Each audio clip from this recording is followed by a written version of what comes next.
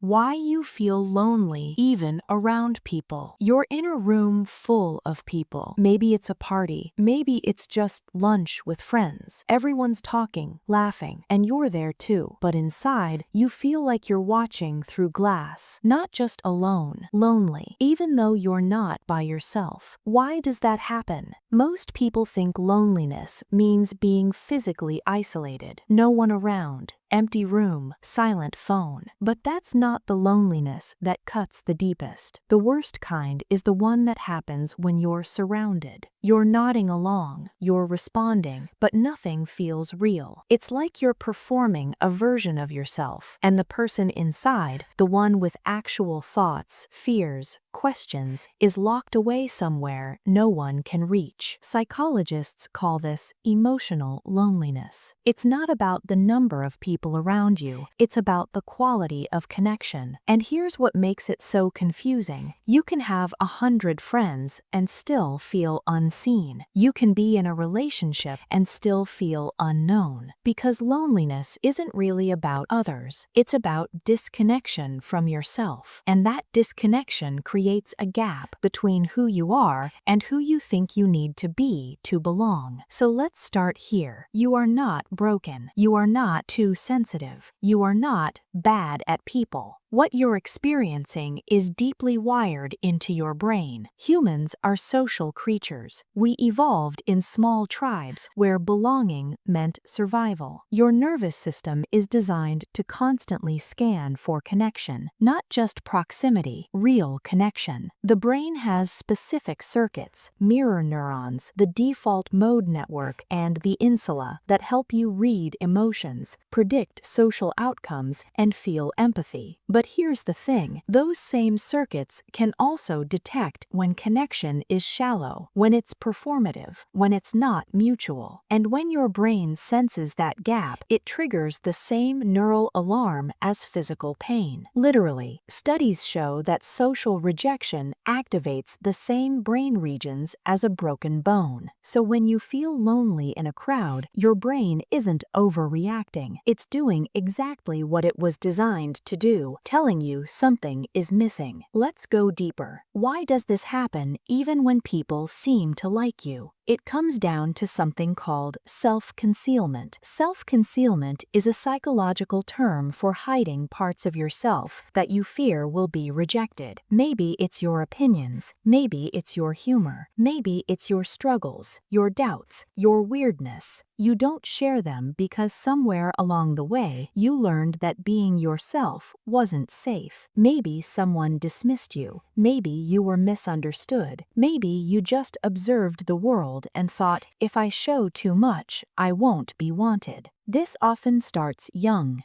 Developmental psychology tells us that attachment patterns form early. If you grew up in an environment where expressing needs led to criticism or neglect, your brain learned to suppress them, not because you wanted to, but because it was adaptive. It kept you safe. Here's the problem. When you hide your inner world, your brain never gets the signal that you've been truly seen. Even if people are kind to you, even if they enjoy your company, the connection stays surface level, and your nervous system knows it. This creates what psychologists call loneliness in attachment. You're bonded to people, but not truly known by them. And because you're not known, you feel replaceable, invisible, like you could disappear and no one would notice the real you was gone. So how do you break this pattern? Not with forced socializing, not with pretending harder, but with a shift in how you relate to yourself first and then to others. Here are 5 principles rooted in psychology. Start by noticing when you're performing, not to judge yourself, just to observe. I'm smiling, but I don't feel anything. I agreed with that, but I don't actually think it. This is called metacognition, thinking about your thinking. When you name the gap between your inner and outer self, you stop being controlled by it. You create space. Practice micro-authenticity. You don't have to reveal everything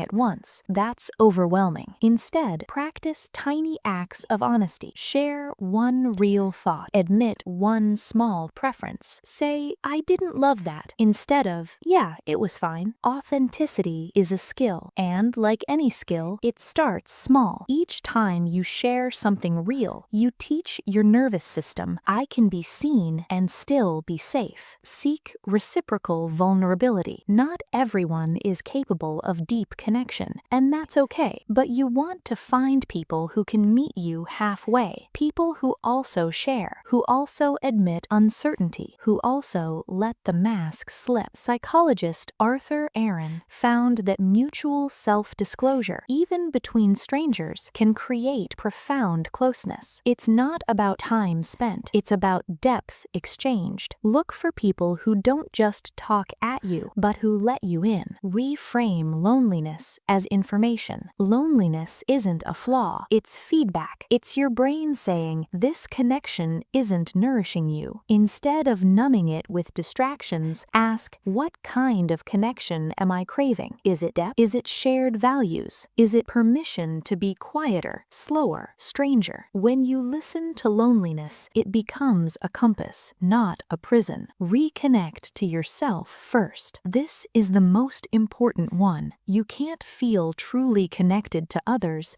if you're disconnected from yourself. That means spending time alone without distractions, asking yourself what you actually think, letting yourself feel without judgment. Neuroscience shows that self-referential thinking, reflecting on your own thoughts and feelings, strengthens the brain's ability to form secure attachments. When you know yourself, you stop outsourcing your worth to others, and paradoxically, that's when real connection becomes possible. Here's the simple model to remember. Loneliness in a crowd happens when there's a gap between your inner self and your expressed self. The solution isn't more people, it's more alignment. The more you close that gap by knowing yourself, by sharing yourself, by choosing people who can hold what you share, the less lonely you'll feel, even in silence. Connection isn't about being surrounded, it's about being seen, and being seen starts with letting yourself be known. You don't need to fix yourself. You don't need to become more social or more likable. You just need to stop hiding, not all at once, not with everyone, but slowly, with the right people, with yourself first, because the loneliness you feel isn't a sign that something's wrong with you. It's a sign that something truer is trying to emerge. Let it.